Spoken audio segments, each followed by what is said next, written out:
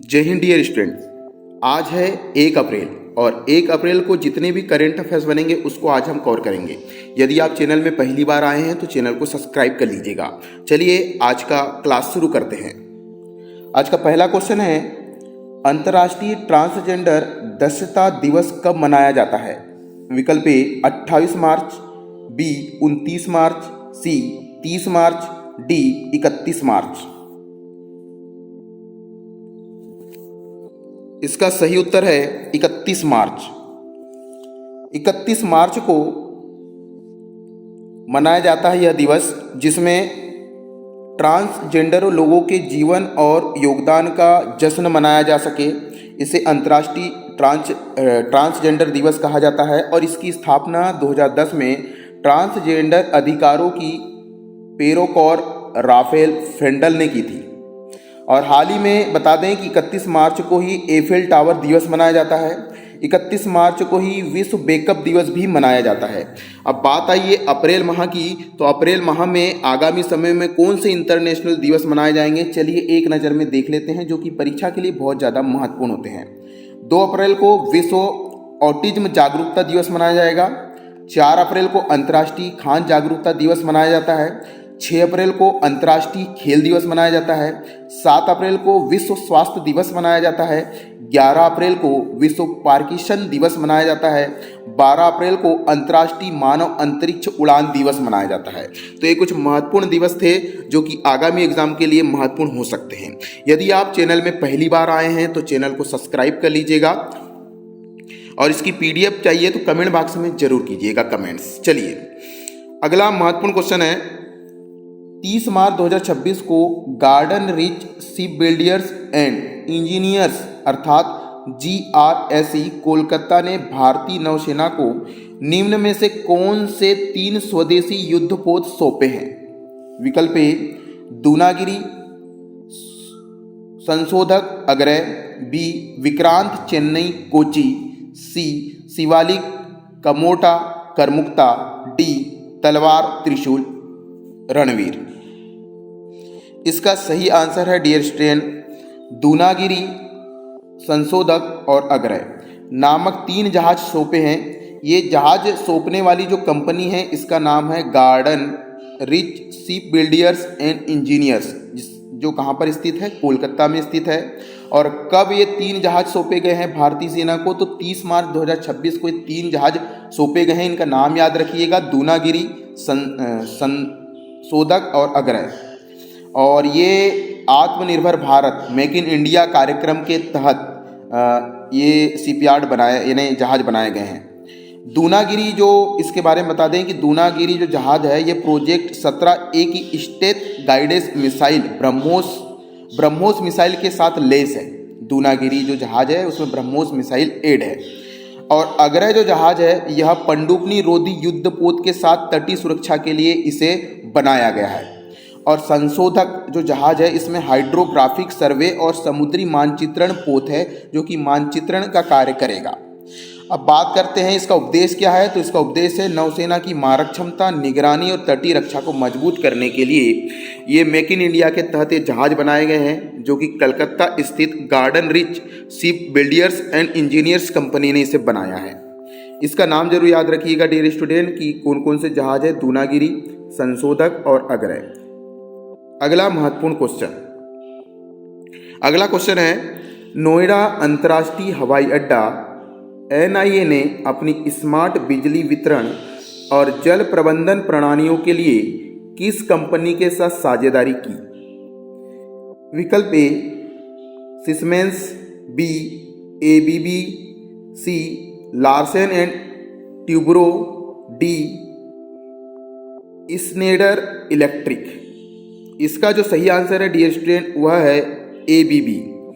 नोएडा अंतर्राष्ट्रीय हवाई अड्डा अप्रैल 2026 में परिचालन के लिए शुरू होगा, अर्थात यहाँ से उड़ानें शुरू होगी। इसने स्मार्ट बिजली वितरण और जल प्रबंधन के लिए एक कंपनी है ABB से साझेदारी की है। हवाई अड्डे को स्मार्ट और फ्यूचर रेडी बनाने की दिशा में यह कदम है। आपको बता दें कि पहले चरण में 12 मिलियन यात्रियों को संभालने के लिए इसे डिजाइन किया गया है। चलिएगा अगला महत्वपूर्ण क्वेश्चन, भारत ने हाल ही में तटीय और द्वीपीय रक्षा समझौताओं को मजबूत करने के उद्देश्य से कौन सा अभियान शुरू किया है? विकल्प ए बाण शक्ति, बी अरुण शक्ति, सी सूर्य शक्ति, डी दीप शक्ति। इसका सही आंसर है दीप शक्ति। भारत ने हाल ही में तटीय और द्वीपीय रक्षा समझौता को मजबूत करने के उद्देश्य से दीप शक्ति आयोजित किया है। यह 24 से 28 मार्च 2026 तक उच्च तीव्रता वाला त्रिसेवा अभ्यास है। इस अभियान में तीनों सेनाएं सम्मिलित हो रही हैं। जल सेना, थल सेना और वायु सेना का एक कंबाइंड प्रोग्राम है और यह अभ्यास अंडमान और निकोबार क्षेत्र में किया जा रहा है। ये द्वीप मलक्का जलडमरू के मध्य निकट है जहां पर यह अभियान शुरू किया जाएगा। और अंडमान और निकोबार कमान भारत की एकमात्र त्रिसेवा कमान है। यानी अंडमान और निकोबार जो कमान है इसमें तीनों सेनाएं कार्यरत होती हैं। आपको बता दें कि ये जो क्षेत्र है यह मलक्का जलडमरू अर्थात हिंद महासागर और प्रशांत महासागर को जोड़ने वाला महत्वपूर्ण वैश्विक समुद्री मार्ग है। उसके बीच में ही यह दीप शक्ति का आयोजन किया जा रहा है। कहाँ किया जा रहा है? तो अंडमान और निकोबार क्षेत्र में किया जा रहा है। आपको बता दें कि वहाँ पर एक मलक्का जलडमरू मध्य है और मलक्का जलडमरू मध्य कहाँ पर है? हिंद महासागर और प्रशांत महासागर को जोड़ने वाला महत्वपूर्ण समुद्री मार्ग है। अब जलडमरू मध्य होता क्या है? तो जलडमरू मध्य क्या होता है? कुछ इस प्रकार का डमरू के आकार का जली समुद्री एरिया होता है। इसमें एक बड़ा सागर एक तरफ से होता है, दूसरा सागर एक तरफ से होता है, बीच वाला जो भाग होता है सकरा होता है और इस प्रकार डमरू की आकृति बनने के कारण इसे जलडमरू मध्य कहा जाता है। चलिए, तो दिव्य शक्ति के बारे में कुछ महत्वपूर्ण फैक्ट याद रखिएगा। ये मलक्का जलडमरू मध्य जो कि हिंद महासागर प्रशांत महासागर को जोड़ने वाला जो जलडमरू मध्य है उसके बीच चालू किया गया है। साथ ही साथ अंडमान और निकोबार क्षेत्र में यह आयोजन किया जा रहा है। चलिएगा, अगला महत्वपूर्ण क्वेश्चन है। अब बात आई है कुछ युद्ध अभ्यास की। तो 2026 में भारत द्वारा किए गए कुछ युद्ध अभ्यास के बारे में जान लेते हैं जो कि आगामी एग्जाम के लिए महत्वपूर्ण है। दीप शक्ति अंडमान और निकोबार द्वीप समूह में आयोजित किया जा रहा है। मिलन 2026 जो कि नौसेना का बहुराष्ट्रीय युद्ध अभ्यास था जो कि विशाखापट्टनम और आंध्र प्रदेश में पूर्ण हुआ। इंटरनेशनल फ्लीट रिव्यू 2026 ये भी विशाखापट्टनम आंध्र प्रदेश में संपन्न हुआ। IONS समुद्री अभ्यास कोच्चि केरल में किया गया। वायु शक्ति अभ्यास 2026 पोखरण फायरिंग रेंज राजस्थान में किया गया। गगन शक्ति अभ्यास उत्तर भारत के विभिन्न वायुसेना ठिकानों में किया गया। डेजर्ट हंट अभ्यास जो कि थल सेना और वायुसेना का संयुक्त अभ्यास था, यह राजस्थान रेगिस्तानी क्षेत्र में आयोजित किया गया जो कि इस आगामी एग्जाम के लिए महत्वपूर्ण हो सकते हैं। चलिएगा, अगला महत्वपूर्ण क्वेश्चन है। हाल ही में चुनाव आयोग ने पहली बार किस राज्य में पहली बार मतदान करने आने वालों को हलवा देने की योजना बनाई है? विकल्प ए कर्नाटक, बी केरल, सी पश्चिम बंगाल, डी राजस्थान। इसका सही आंसर है केरल। केरल विधानसभा ने 2026 में यहाँ के अधिकारियों ने हलवा अभियान की शुरुआत की है। ये हलवा अभियान क्या है? तो केरल में जो भी मतदाता पहली बार मतदान करने आएगा उसको जहां वो मतदान करने आएगा वहां पर हलवा खिलाया जाएगा। और यह पहली बार 200 जिलों में, केरल के 200 जिलों में यह योजना शुरू की गई है। इसमें वोट क्यूडेंट केरल अभियान के तहत मुफ्त हलवा खिलाया जा रहा है। एक अभियान चल रहा है वोट क्यूडेंट केरल। वोट क्यूडेंट केरल नामक जो अभियान है वह केरल राज्य के द्वारा चलाया जा रहा है।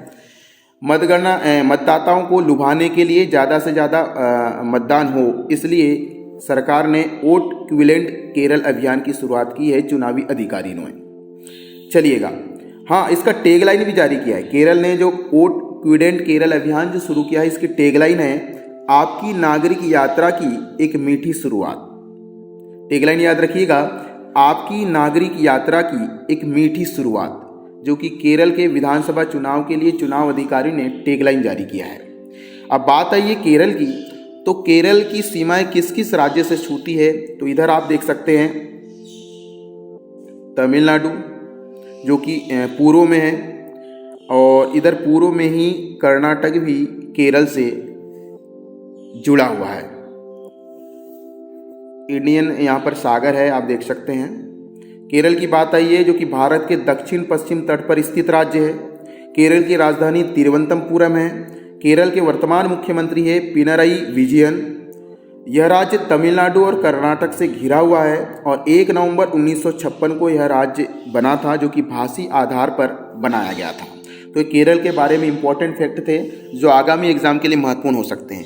डियर स्टूडेंट, यदि आप चैनल में पहली बार आए हैं तो चैनल को सब्सक्राइब कर लें, क्योंकि इसी प्रकार के वीडियो हम आपको देते रहते हैं। इसकी PDF भी हम आपको दे देंगे।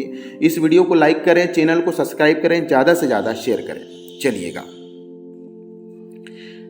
अगला क्वेश्चन है, हाल ही में इंडिया फार्मा 2026 के 90वें संस्करण का आयोजन किस विषय पर किया जाएगा? विकल्प ए डिजिटल हेल्थ मिशन और मेडिकल टेक्नोलॉजी, बी भारत में खोज जीवन विज्ञान नवाचार में अभूतपूर्व प्रगति, सी वैश्विक वैक्सीन सहयोग और स्वास्थ्य सुरक्षा, डी फार्मा निर्यात संवर्धन और व्यापार विस्तार। इसका सही आंसर है भारत में खोज जीवन विज्ञान नवाचार में अभूतपूर्व प्रगति। इसके इंपॉर्टेंट परीक्षा उपयोगी पॉइंट देख लेते हैं। औषधि विभाग द्वारा रसायन एवं उर्वरक मंत्रालय के अधीन कार्य करता है औषधि विभाग। बायोसिमिलर जैसे जैविक चिकित्सा उत्पाद जो पहले से स्वीकृत जैविक दवाओं के समान होते हैं। विकसित भारत 2047 तक विकसित राष्ट्र बनाने के लिए भारत का दीर्घकालीन दृष्टिकोण है। यह 13 से 14 अप्रैल को नई दिल्ली में आयोजित इंडिया फार्मा 2026 के 90वें संस्करण की मेजबानी करेगा। अब बात आई है यहाँ पर फिक्की की, तो आपको बता दें फिक्की की स्थापना 1927 में की गई थी।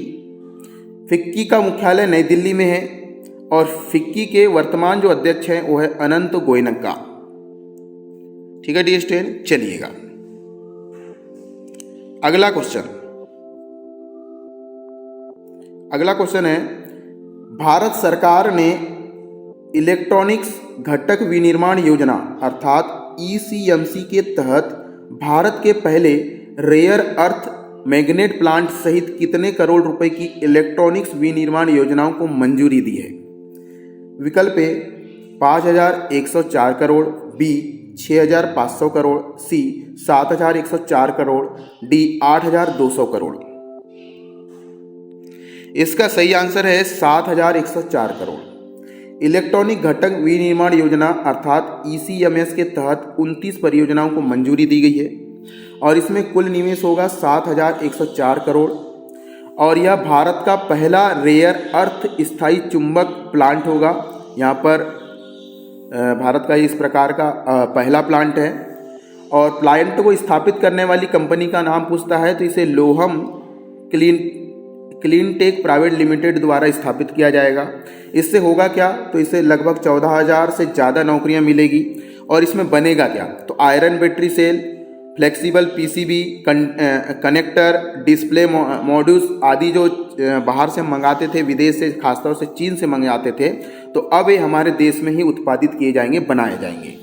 और इसका मुख्य उद्देश्य क्या है, तो चीन पर निर्भरता को कम करना। जो चीन से हम ये सामान मंगाते थे अब उसको मंगाएंगे नहीं, क्योंकि हमारे देश में ही इस प्रकार का पहला प्लांट लग रहा है। चलिएगा अगला महत्वपूर्ण क्वेश्चन है, हाल ही में उत्तराखंड में चारधाम यात्रा के लिए वाणिज्य वाहनों हेतु शुरू की गई नई प्रणाली का नाम क्या है?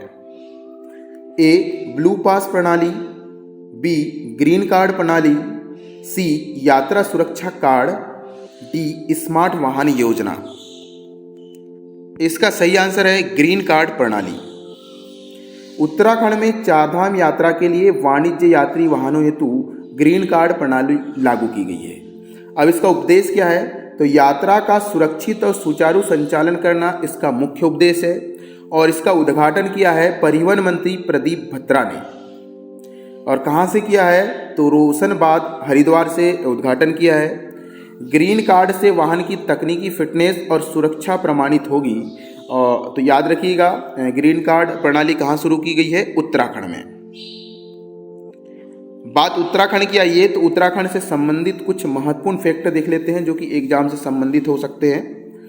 उत्तराखंड जिसे देवभूमि के नाम से जाना जाता है, उत्तराखंड का निक नेम है देवभूमि। इसका गठन 9 नवंबर 2000 को किया गया, जो कि भारत के 27वें राज्य के रूप में उभरा। बात कर लेते हैं वर्तमान की, तो वर्तमान में इसके मुख्यमंत्री हैं पुष्कर सिंह धामी। उत्तराखंड के मुख्यमंत्री हैं पुष्कर सिंह धामी। हाँ, इसमें 2 राजधानी है, उत्तराखंड की 2 राजधानी है। ग्रीष्मकालीन राजधानी है देहरादून, शीतकालीन राजधानी है देहरादून और ग्रीष्मकालीन राजधानी है गैरसैंण। पड़ोसी राज्य की बात करें तो आप देख सकते हैं, एक तरफ से हिमाचल प्रदेश है, इधर से हरियाणा भी है, उत्तर प्रदेश भी है, और देश की बात करें तो एक तरफ से नेपाल भी है और दूसरी तरफ से चीन भी है। तो ये इतने देश और राज्य के साथ अपनी सीमाएं बनाने वाला देश है उत्तराखंड। चलिए अगला महत्वपूर्ण क्वेश्चन है, वर्ष 2026 के लिए विश्व की सर्वश्रेष्ठ पैरा एर्चर ऑफ द ईयर का खिताब किस भारतीय खिलाड़ी ने जीता है? विकल्प ए, ये बहुत महत्वपूर्ण क्वेश्चन हो सकता है, इसको IMP लगा दीजिए। विकल्प ए है अवनी लेखा, बी शीतल देवी, सी दीपा मलिक, डी भावना पटेल। इसका सही आंसर है शीतल देवी। आप चित्र में शीतल देवी को देख सकते हैं। शीतल देवी भारत की पैरा तीरंदाज है और ये जम्मू कश्मीर से संबंधित है, यानी जम्मू कश्मीर की रहने वाली है और मात्र 19 वर्ष की है और 2025 का para Archer of the year पुरस्कार से सम्मानित होने वाली भारतीय महिला है और यह सम्मान दिया गया है वर्ल्ड आर्चरी के द्वारा। आपको बता दें कि शीतला देवी बिना हाथों के तीरंदाजी करती है, हाथ नहीं है, कंधों और पैरों की मदद से यह तीरंदाजी करती हैं। शीतल ने पेरिस ओलंपिक में मिश्रित टीम के साथ कांस्य पदक भी जीता था। इसके अलावा शीतल ने एशियाई पैरा खेल 2022 और 23 एशियाई चैंपियनशिप में व्यक्तिगत रूप से रजत पदक भी अपने नाम किया था। शीतल देवी ने विश्व पैरा चैंपियनशिप में स्वर्ण पदक जीतने वाली अकेली महिला आर्मलेसर आर्चर है। आर्मलेस का मतलब है कि इनके कंधे नहीं हैं, और जिनके कंधे नहीं हैं इस प्रकार की ऐसी पहली महिला है जिसने स्वर्ण पदक जीता है विश्व पैरा चैंपियनशिप में। पिछले साल दक्षिण कोरिया के वांगचू में उन्होंने महिला कंपाउंड व्यक्तिगत वर्ग खिताब जीतकर अलग पहचान बनाई थी। तो इस प्रकार से बहुत सारी उपलब्धि है शीतल देवी की, और शीतल देवी ने अब para Archer of the year का पुरस्कार जीत लिया है। चित्र में उसकी फोटो देख सकते हैं। बात आइए वर्ल्ड आर्चरी की, तो आपको बता दें वर्ल्ड आर्चरी का जो मुख्यालय है वो लाजेन में है और लाजेन है स्विट्जरलैंड में। इसकी स्थापना 1931 में की गई थी। वर्तमान में वर्ल्ड आर्चरी के जो अध्यक्ष हैं वो है उगुर अर्डेनर। अब बात आइए महत्वपूर्ण खेल पुरस्कार की, तो कुछ महत्वपूर्ण खेल पुरस्कार जो कि परीक्षा के लिए इंपॉर्टेंट हो सकते हैं उनको भी एक नज़र में देख लेते हैं। तो हाल ही में पाली उमरी अवार्ड किसे दिया गया है? पाली उमरी जो अवार्ड होता है वह सर्वश्रेष्ठ क्रिकेटर को दिया जाता है, पुरुष को। तो इस बार शुभमन गिल को पाली उमरी अवार्ड से सम्मानित किया गया है। और श्रेष्ठ महिला क्रिकेटर का जो सम्मान दिया गया है वो है स्मृति मंधाना को। लाइफ टाइम अचीवमेंट अवार्ड दिया गया है मिताली राज को, राहुल द्रविड़ को और रोजर बिन्नी को। और सर्वश्रेष्ठ अंतर्राष्ट्रीय डेब्यू का अवार्ड हर्षित राणा और महिला में एन श्री चरणी को दिया गया है। National team of the year ये चुना गया है भारतीय महिला क्रिकेट टीम को। उत्कृष्टता पुरस्कार दिया गया हाल ही में तानिया सचदेव, मनिका बत्रा, रानी रामपाल और एम श्रीशंकर को। तो ये कुछ महत्वपूर्ण खेल पुरस्कार थे, इनको भी आप याद रखिएगा। चलिए अगला महत्वपूर्ण क्वेश्चन है, मार्च 2026 को 7.3 तीव्रता का शक्तिशाली भूकंप किस देश के पास दक्षिण प्रशांत महासागर में दर्ज किया गया? A Fiji, B Vanuatu, C Japan, D Indonesia. इसका सही आंसर है वानुअतु, ये मैप में वानुअतु को देख सकते हैं जो पूरी तरीके से समुद्र से घिरा रहता है। बात वानुअतु की आई है तो बता दें कि वानुअति जो कि दक्षिण प्रशांत महासागर में स्थित है, यहाँ 30 मार्च 2026 को भूकंप आया इसके पास में, और इस भूकंप की तीव्रता थी रिएक्टर पैमाने में 7.3 और इसका केंद्र था लुआनविले। लुआनविले से लगभग 35 किलोमीटर दूर उत्तर पूर्व में इसका केंद्र था और ये समुद्र के अंदर लगभग 115 किलोमीटर की गहराई से ये भूकंप उत्पन्न हुआ था। अब बात कर लेते हैं वानुअतु की। तो वानुअतु को आप मैप में देख सकते हैं। यह दक्षिण प्रशांत महासागर में स्थित एक देश है और इसकी राजधानी है पोर्ट विला। वानुअतु की राजधानी है पोर्ट विला और यहाँ के वर्तमान राष्ट्रपति है निकोले साक्रावनी। वर्तमान प्रधानमंत्री हैं यहाँ के शार्लोट सालवाई। और वानुअतु में मुद्रा चलती है वानुआतु वतु। पड़ोसी देश की बात करें तो ऑस्ट्रेलिया, फिजी, सोलोमन द्वीप और न्यू कैलेडोनिया, इतने देश वानुअतु के पड़ोसी देश हैं। चलिएगा अगला महत्वपूर्ण क्वेश्चन। हाल ही में insurance regulatory and development authority of India अर्थात IRDAI ने बीमा कंपनियों के लिए इंड AS आधारित वित्तीय रिपोर्टिंग फ्रेमवर्क कब से अनिवार्य करने का मंजूरी दे दी है? A 1 January 2026, B 1 April 2026, C 1 जुलाई 2026 और D 1 अप्रैल 2027। इसका आंसर बताने से पहले आपसे अनुरोध है कि भर भर के लाइक ठोकें, ज़्यादा से ज़्यादा शेयर करें कि उन लोगों का भी भला हो जाए जो बड़े बड़ी किताबें खरीद कर करेंट अफेयर्स की तैयारी नहीं कर सकते हैं। उन गरीब लोग के साथ इसको ज़्यादा से ज़्यादा शेयर करें। आपको बता दें कि हमारे करेंट अफेयर्स में उन सभी क्वेश्चनों को शामिल किया जाता है जो कि एग्ज़ाम के लिए बहुत ज़्यादा महत्वपूर्ण है। चलिएगा तो इसका आंसर है 1 अप्रैल 2026। सभी वित्तीय विपणन संस्थाएं जैसे जीवन बीमा, सामान्य बीमा और जो बैंक हैं वे 1 अप्रैल 2026 से NS के अनुसार तैयार करने होंगे। इसमें किस किस को शामिल किया गया है? जीवन बीमा, सामान्य बीमा, स्टैंड अलोन स्वास्थ्य बीमा, पुनर्बीमाकर्ता। इसका मुख्य उद्देश्य क्या है? तो बीमा क्षेत्र की वित्तीय रिपोर्टिंग को अंतर्राष्ट्रीय मानकों के अनुरूप बनाना और निवेशकों के लिए स्पष्टता प्रदान करना। अब बात आई है IRDAI, तो इसका फुल फॉर्म पूछा जा सकता है। इसका फुल फॉर्म है insurance regulatory and development authority of India, जिसे हिंदी में भारतीय बीमा नियामक और विकास प्राधिकरण कहते हैं। और IRDAI की स्थापना 1999-2000 में की गई थी और इसका मुख्यालय हैदराबाद में है। वर्तमान में IRDAI के जो अध्यक्ष हैं वह है अजय सेठ। और IRDAI करता क्या है? तो यह मुख्य उद्देश्य है बीमा धारकों के हितों की रक्षा करना। तो याद रखिएगा IRDAI का फुल फॉर्म है insurance regulator and development authority of India. चलिएगा डियर स्टूडेंट अगला क्वेश्चन देखते हैं। महत्वपूर्ण क्वेश्चन है ये, दबा के लाइक ठोकिए फटाफट। चलिए नोट डाउन कर लीजिए। हाल ही में चर्चा में रही नीलगिरी श्रेणी प्रोजेक्ट 17A के अंतर्गत शामिल INS दूनागिरी के संबंध में निम्नलिखित में से कौन सा कथन सही है? यह भारतीय नौसेना का पहला विमान वाहक पोत है। B इसका निर्माण garden reach shipyard and engineers Kolkata द्वारा किया गया है। C इसमें केवल वायु रक्षा प्रणाली ही लगी है। D यह परमाणु ऊर्जा से संचालित युद्धपोत है। इसका सही आंसर है इसका निर्माण garden reach shipyard and engineers GRS Kolkata द्वारा किया गया है और इसका नाम है INS दूनागिरी, जो कि प्रोजेक्ट 17A का 5वां स्टील्थ फ्रिगेट है, ये आप देख सकते हैं। और नीलगिरी जो है उन्नत स्वदेशी स्थित युद्धपोत परियोजना का एक हिस्सा है और इसकी डिज़ाइन किया गया है। किसने किया इसकी डिज़ाइन? तो भारतीय नौसेना का वारशिप डिज़ाइन ब्यूरो ने इसकी डिज़ाइन तैयार की है। और इसका निर्माण कहाँ किया गया है? तो इसका निर्माण किया गया है GRSE कोलकाता में।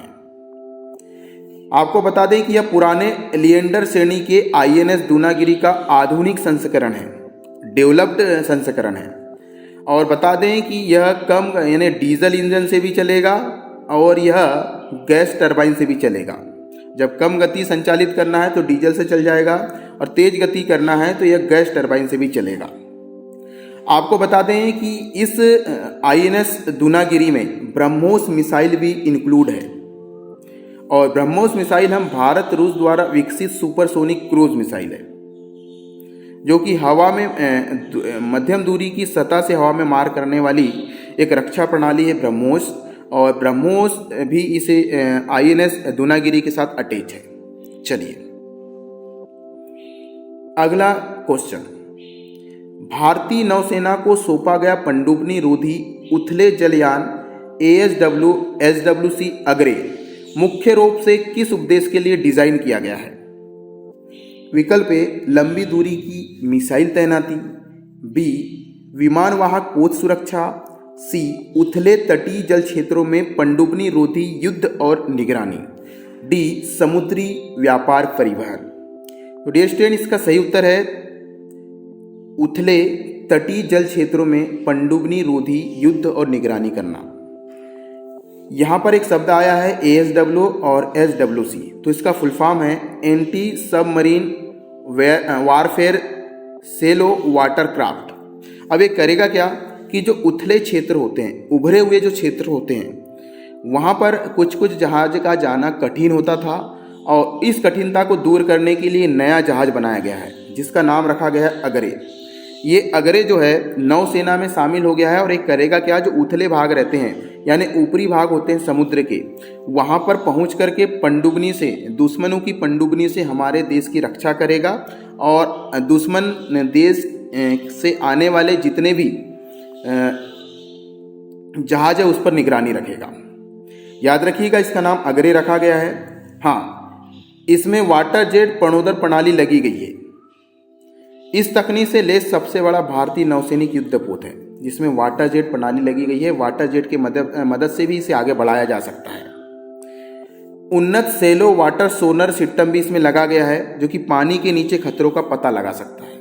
तो यहाँ पर उन्नत सेलो वाटर सोनार जो होता है पानी के नीचे खतरों का पता लगाता है और इसका मुख्य उद्देश्य क्या है, तो उथले हुए जो तटीय क्षेत्र होते हैं, जल क्षेत्र, समुद्र के किनारे, वहाँ पर दुश्मनों से रक्षा करना और निगरानी करना। चलिए अगला क्वेश्चन, भारत की सबसे बड़ी एयरलाइन इंडिगो ने अगस्त 2026 से अपना नया मुख्य कार्यकारी अधिकारी अर्थात CEO किसे नियुक्त किया है?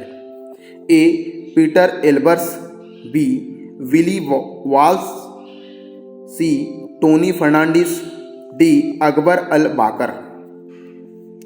इसका सही आंसर है विली वॉस।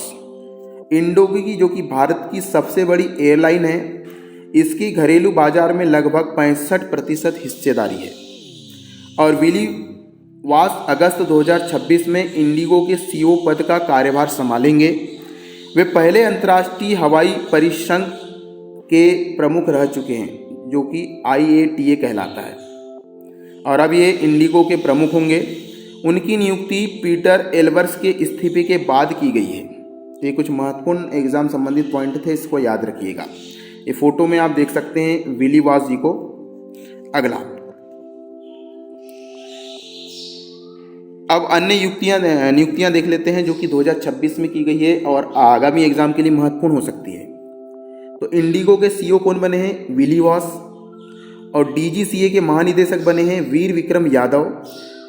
सूचना एवं प्रसारण मंत्रालय के सचिव बने हैं चंचल कुमार। एयर इंडिया के MD और CEO बने हैं शाश्वत शर्मा और केनरा बैंक के MD और CEO बने हैं हरदीप सिंह आहूवालिया। डाबर इंडिया के CEO बने हैं हरजीत भल्ला और पंटालुंस के जो CEO बने हैं वो है सूरज बहिरनवानी और ब्रिक्स NCS पुणे के निदेशक बने हैं डॉक्टर थॉमस फुकाडियल। तो ये कुछ महत्वपूर्ण पदों पर आसीत अधिकारियों की नियुक्ति है। चलिए अगला क्वेश्चन बहुत महत्वपूर्ण क्वेश्चन है, मोस्ट इंपॉर्टेंट है। हाल ही में भारत का पहला क्वांटम कंप्यूटर कौन सा राज्य लॉन्च करेगा? ए त्रिपुरा, बी तमिलनाडु, सी तेलंगाना, डी आंध्र प्रदेश। इसका सही आंसर है आंध्र प्रदेश। आंध्र प्रदेश आंध्र प्रदेश जो है भारत का पहला क्वांटम कंप्यूटर लॉन्च करने वाला है। अब राष्ट्रीय क्वांटम मिशन का उद्देश्य है कंप्यूटरिंग, संचार, संवेदन और क्रिप्टोग्राफी में क्वांटम प्रौद्योगिकी का विकास करना। अभी तक हमारे पास ऐसी कोई प्रणाली विकसित नहीं थी। अब आंध्र प्रदेश राज्य भारत का पहला क्वांटम कंप्यूटर लॉन्च करेगा। क्वांटम कंप्यूटर क्यूबिट्स का उपयोग करते हैं जो क्लासिकल बिट्स के विपरीत एक साथ कई अवस्थाओं में मौजूद हो सकते हैं। भारत उन चुनिंदा देशों में से एक हो जाएगा जो क्वांटम अनुसंधान और बुनियादी ढांचे में भारी निवेश कर रहे हैं। अर्थात अभी तक क्वांटम कंप्यूटर भारत में नहीं बना था, अब आंध्र प्रदेश राज्य द्वारा इसे लॉन्च किया जाएगा। अगला क्वेश्चन, अब बात आई है आंध्र प्रदेश की। क्वेश्चन शुरू करने से पहले आंध्र प्रदेश के कुछ इंपॉर्टेंट फैक्ट देख लेते हैं। आंध्र प्रदेश की राजधानी है अमरावती। आंध्र प्रदेश के मुख्यमंत्री है एन चंद्रबाबू नायडू। आंध्र प्रदेश के पड़ोसी राज्य की बात करें तो तमिलनाडु, आप यहां देख सकते हैं, कर्नाटक, तेलंगाना, छत्तीसगढ़, उड़ीसा, तमिलनाडु इसके पड़ोसी राज्य हैं। भाषीय आधार पर इस राज्य का गठन किया गया था। कब किया गया था? तो 1 नवंबर 1956 में आंध्र प्रदेश का गठन किया गया था। एक तटीय राज्य है, समुद्र के किनारे स्थित है, बंगाल की खाड़ी के किनारे स्थित है यह राज्य। चलिए अगला क्वेश्चन, हाल ही में प्रधानमंत्री नरेंद्र मोदी ने अपनी मन की बात, यहाँ पर गलत छप गया है, मन की बात कार्यक्रम में किस राज्य के सामुदायिक नेतृत्व वाले जल संरक्षण और सतत विकास में मिली सफलता पर प्रकाश डाला है? विकल्प ए मेघालय, बी त्रिपुरा, सी मणिपुर, डी मेघालय। डबल विकल्प आ गया मेघालय। चलिए इसका सही आंसर है त्रिपुरा। प्रधानमंत्री नरेंद्र मोदी ने त्रिपुरा में सामुदायिक नेतृत्व, वाल जल संरक्षण और सतत विकास में मिली सफलता पर प्रकाश डाला और इन्होंने अपनी मन की बात कार्यक्रम के तहत इस बात पर प्रकाश डाला है। मन की बात भारत के प्रधानमंत्री द्वारा संचालित एक मासिक रेडियो कार्यक्रम है और अभी जो त्रिपुरा में वर्षा जल संचयन, सतत जल प्रबंधन की एक प्रमुख विधि अपनाई गई थी। इसमें क्या हुआ था, त्रिपुरा के सबसे पहले आपको बता दूं कि त्रिपुरा में जल संकट आ गया था, तो वहाँ के गांव के लोगों ने अपने छत पर और आसपास के क्षेत्र में जल का संरक्षण करना शुरू कर दिया था। इस प्रकार से त्रिपुरा के उस गांव में जल का स्तर बढ़ गया। त्रिपुरा की बात आई है तो त्रिपुरा पूर्वोत्तर का एक राज्य है जिसका भूभाग पूरी तरह पहाड़ी है, जहां पर भारी वर्षा होते रहती है। तो ये चर्चा में क्यों है, तो आपको बता दें त्रिपुरा का जो वांगमुन गांव है वहां पर घर की छतों पर और आसपास इलाकों में सोग डैम बना करके पानी को इकट्ठा किया गया, जिससे वहाँ के जल स्तर बढ़ गया और पानी की समस्या खत्म हो गई। याद रखिएगा यह क्षेत्र जमुनपुई पहाड़ी के आसपास का क्षेत्र है, जहाँ पर त्रिपुरा के जमुनपुई पहाड़ी का क्षेत्र है, जहाँ पर वाल जल संरक्षण और सतत विकास में सफलता मिली है। आपको बता दें कि यह जो गांव है वांगमुन गांव लगभग 3000 फीट की ऊंचाई पर स्थित है। तो एक महत्वपूर्ण क्वेश्चन था जो कि आगामी एग्जाम के लिए महत्वपूर्ण हो सकता है। अगला क्वेश्चन, हाल ही में किस खिलाड़ी ने मियामी ओपन जीता है और सनशाइन डबल पूरा किया है? विकल्प ए माइकल चॉन्ग, बी जिम कुरियर, सी रोजर फेडरर और डी जैनिक सिनर। चलिएगा इसका सही आंसर है जैनिक सिनर। चित्र में आप देख सकते हैं इटली के जैनिक सिनर कहाँ के खिलाड़ी हैं, ये क्वेश्चन पूछ सकता है। तो ये इटली के खिलाड़ी हैं। इन्होंने मियामी ओपन 2026 के फाइनल में, यानी 2026 का मियामी ओपन जीत लिया है। किसको हराया है जैनिक ने? तो जैनिक ने हराया है जीरी लेहेका को। जीरी लेहेका को हराया है। कितने पॉइंट से हराया है? तो 6-4 से हराकर ऐतिहासिक जीत दर्ज कर ली है। और इसी के साथ जैनिक सिनर ने सनशाइन डबल पूरा कर लिया है। अब सनशाइन डबल क्या होता है? तो एक ही सीजन में अगर कोई खिलाड़ी इंडियन वेल्स और मियामी ओपन दोनों टूर्नामेंट जीत लेता है एक ही सेशन में, तो हम समझ लेते हैं कि उसने सनशाइन डबल पूरा कर लिया।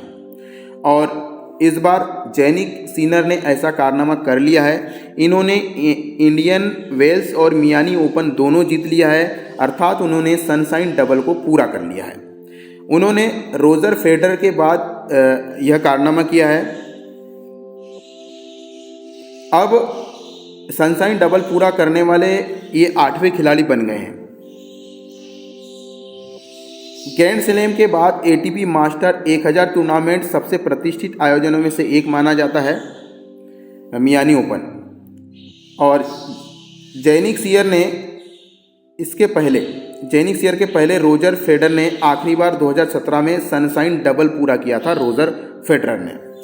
और आपको बता दें कि नोवाक जोकोविच ने कई बार सनशाइन डबल का खिताब अपने नाम किया है। चलिए अगला महत्वपूर्ण क्वेश्चन, हाल ही में किस राज्य की विधानसभा ने 30 मार्च 2026 को विनियोग विधेयक 2026 पारित कर दिया है? विकल्प ए आंध्र प्रदेश, बी त्रिपुरा, सी तेलंगाना, डी तमिलनाडु। इसका सही आंसर है तेलंगाना। तेलंगाना विधानसभा ने 30 मार्च 2026 को विनियोग विधेयक 2026 पारित कर दिया है। और यह कब से शुरू होगा? तो यह 1 अप्रैल से शुरू होने वाले वित्त वर्ष के लिए बजट को मंजूरी और निधि जारी करता है। बजट शुरू करने से पहले यह विनियोग विधेयक पारित किया है तेलंगाना ने। तेलंगाना की बात आई है तो आपको बता दें कि तेलंगाना के उप मुख्यमंत्री एम भट्टी विक्रमार्क ने सदन में यह विधेयक पेश किया, जिसे 1 अप्रैल से विभिन्न योजनाओं के कार्यान्वयन के लिए धन का उपयोग करने की अनुमति मिली है। तेलंगाना के वर्तमान मुख्यमंत्री है रेवंत रेड्डी। तेलंगाना की राजधानी है हैदराबाद।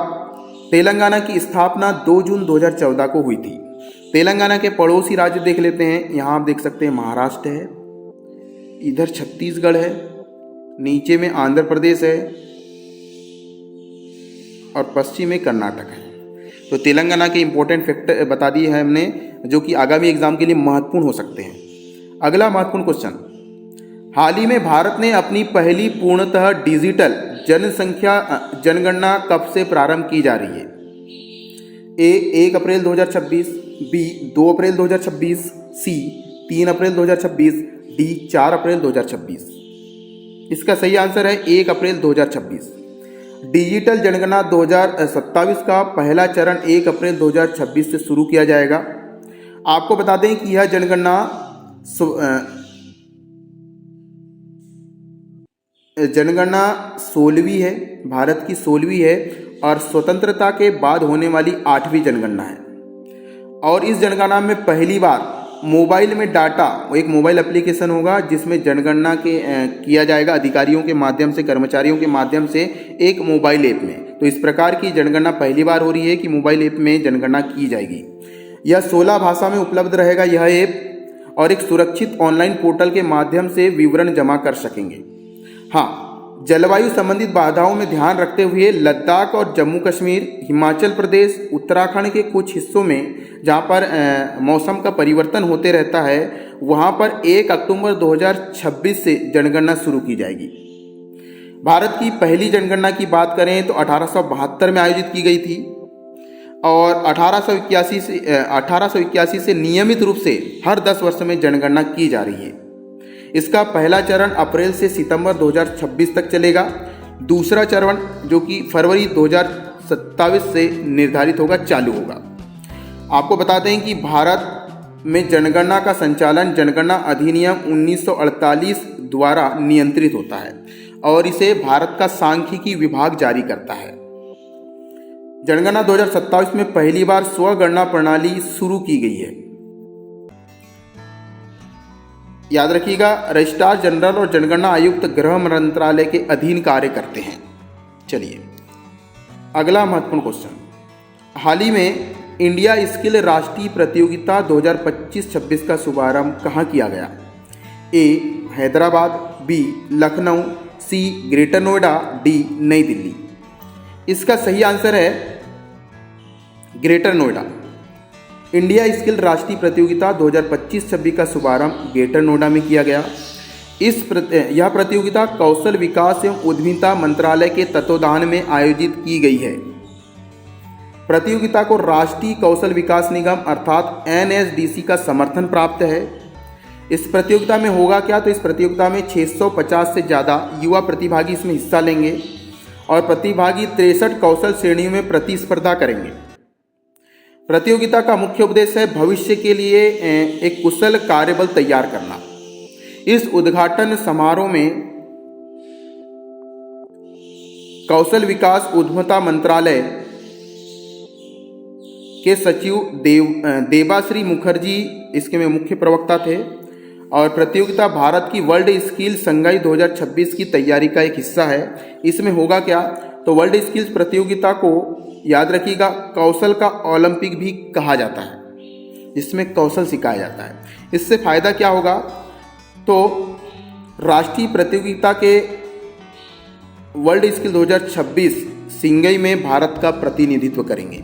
इस जो प्रतियोगिता में जो भी विजेता होगा, अभी वर्ल्ड स्किल्स 2026 का आयोजन संघई में किया जाएगा, वहाँ पर यहाँ के विजेता जो होंगे, यहाँ के प्रतियोगिता के विजेता जो भी होगा वह वर्ल्ड स्किल 2026 संघई में भारत का प्रतिनिधित्व करेगा। इसलिए यह प्रतियोगिता बहुत ज़्यादा महत्वपूर्ण है और इसका आयोजन 2 अप्रैल 2026 से शुरू किया जाएगा। चलिए अगला क्वेश्चन, हाल ही में किस देश ने ईरान पर हमलों में शामिल अमेरिकी सैन्य विमानों के लिए अपना हवाई क्षेत्र बंद कर दिया है? A France, B Spain, C Italy, D Germany. इसका सही आंसर है स्पेन।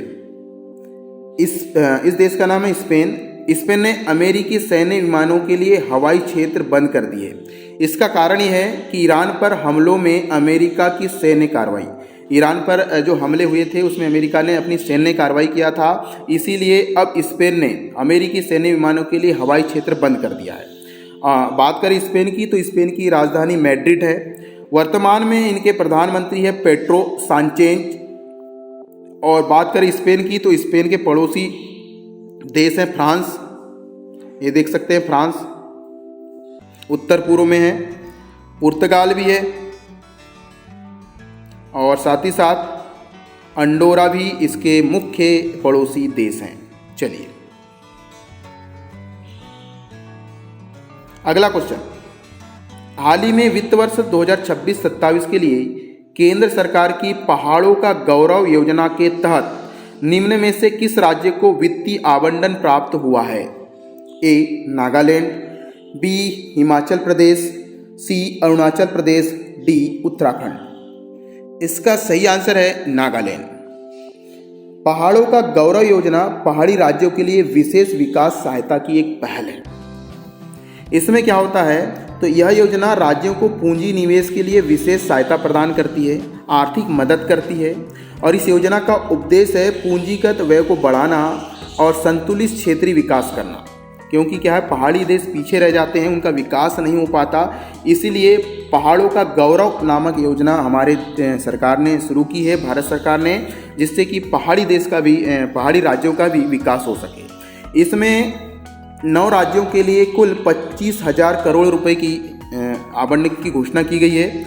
सबसे अधिक जो राशि मिली है वह है अरुणाचल प्रदेश को 4,900 करोड़ और इस बार नागालैंड को मिली है 3,880 करोड़ रुपए की आर्थिक सहायता।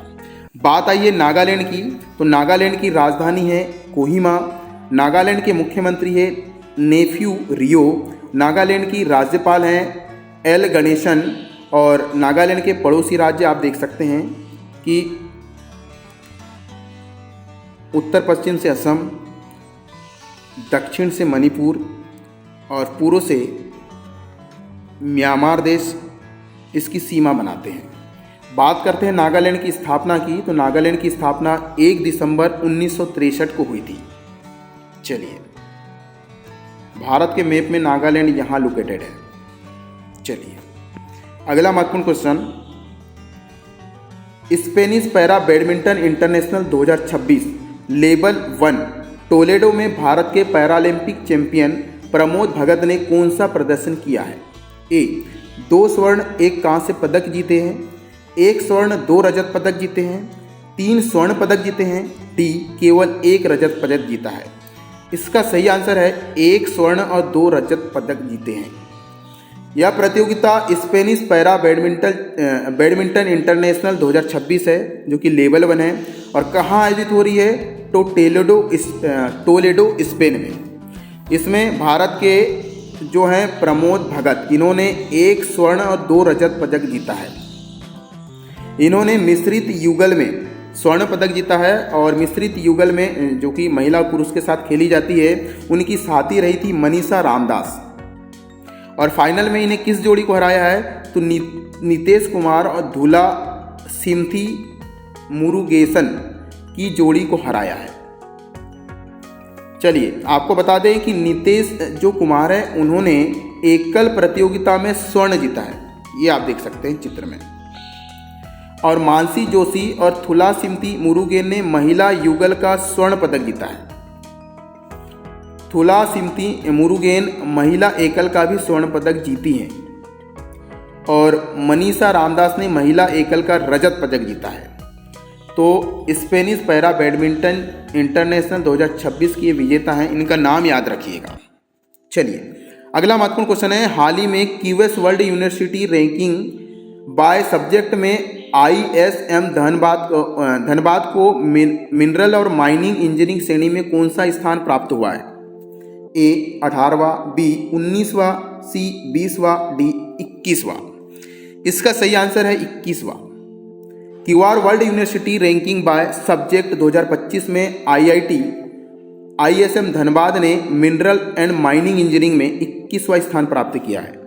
और भारत में माइनिंग और मिनरल इंजीनियरिंग में भारत में प्रथम स्थान पर है और विश्व में यह जो संस्थान है 21वें स्थान पर है। और याद रखिएगा, यही संस्थान ISM धनबाद पेट्रोलियम इंजीनियरिंग में भारत में चौथे स्थान पर है। चलिए अगला क्वेश्चन, हाल ही में IIED के खाद्य सुरक्षा सूचकांक में भारत प्रथम स्थान पर फिर से पढ़ लेते हैं। हाल ही में IIED के खाद्य सुरक्षा सूचकांक में प्रथम स्थान पर कौन सा देश रहा है? विकल्प A Denmark, B Bharat, C Iceland और D न्यूजीलैंड। इसका सही आंसर है आइसलैंड। खाद्य सुरक्षा सूचकांक में आइसलैंड प्रथम स्थान पर है और भारत इसमें 102वें स्थान पर है, याद रखिएगा। चलिए अगला क्वेश्चन, हाल ही में किसे डिजिटल यूज पब्लिशर एसोसिएशन के अध्यक्ष के रूप में नियुक्त किया गया है? विकल्प ए जो Biden, B Vinod Sinha, C Aditya Ranjan, D Puneet Gupta. इसका सही आंसर है पुनीत गुप्ता। पुनीत गुप्ता को DNPA अर्थात डिजिटल न्यूज पब्लिशर्स एसोसिएशन का अध्यक्ष चुना है और यह संस्था डिजिटल समाचार प्रकाशकों का शीर्ष संगठन है।